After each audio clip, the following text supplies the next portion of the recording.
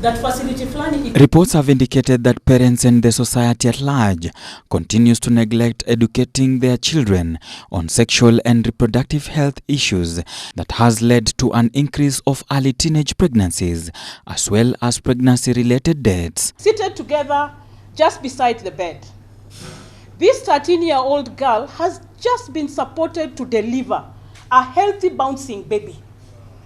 So I get this boy seated here and I greet them because I've been called and been told that this is a defilement case. Mnanielewa? So as I go there to talk to this boy, and then this boy just shouts and said, "Mazedoki, cheki vile mtoi wetu ni msupa kuruka."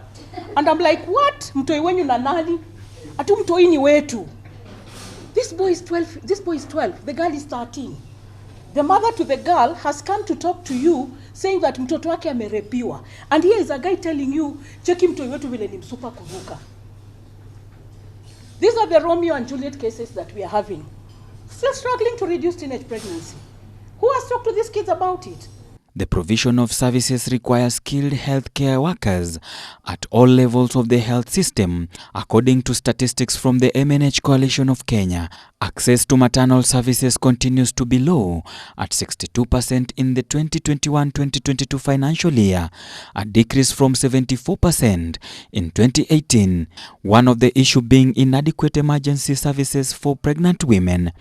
You see, when the Department of Health, the technical people identify reasons that are killing our mothers, and I've heard Mheshimiwa mention this, that, and I've heard even the other speaker speak of delays in our public facilities.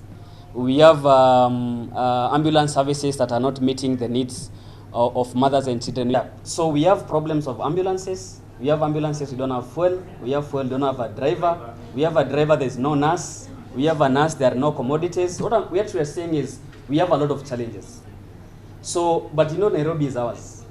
So what can we do and what are we gearing to solve? That's why we... Nairobi Governor Johnson Sakaja, in his manifesto, promised to build a blood center in Nairobi that could help save the lives of women and girls. He has stepped out, the partners. Statistics show that Nairobi County loses 1 in every 2 women due to lack of blood during childbirth.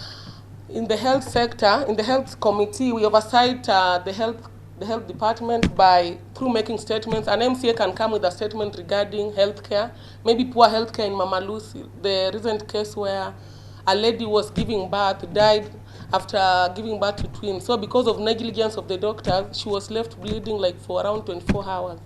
So a Mheshimiwa came with the statement and a petition. So as health committee, we had to go and we had to put ourselves to the task by going to the site visits. That site visit, that is Mama Lucy Hospital. We had to visit the place. We had to talk with those doctors how it unfolded, and we came up with our own report because the Senate had requested the government to close Mama Lucy because of negligence of doctors. The coalition now proposes that the national government and Nairobi County to coordinate and pass a bill to provide sexual and reproductive health programs in schools as one method to stop cases of early teenage pregnancies and HIV infections. The technical team will say number 1 killer for our mothers in Nairobi is shortage of blood and blood products, for example, right? That when we need blood transfuse, mothers who lose blood during delivery, the blood is not available at the right time. So as we look for blood, we lose a lot of mothers. And if you look at the numbers, they'll shock you. We lose thousands of mothers from preventable reasons. Yes, we have the county health volunteers, CHVs, yeah?